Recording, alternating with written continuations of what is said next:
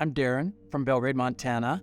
I have double arch implants. I ref basketball for a high school and down league. I've had dental issues since I was young. Eventually came to this spot where I had to have all my teeth removed. Probably 30, a lot of teeth were getting rotten and not doing good. Kept going through crowns, root canals.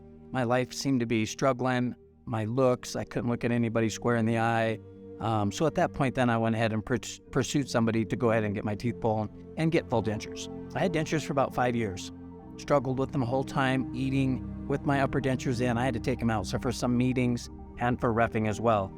Glue and denture wasn't the answer. They're not fitting correctly. They're loose. What's going to happen on the court?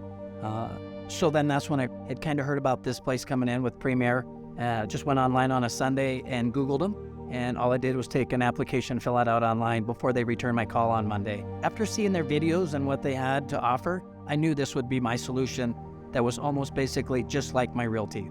The experience is awesome. I came in here and got a consultation. At that point, I agreed to go ahead and move forward. It was personalized because they brought me in and set me in a chair and they actually put it on the screen for me. I could start eating soft stuff right away. It's not like I had to go on a big diet.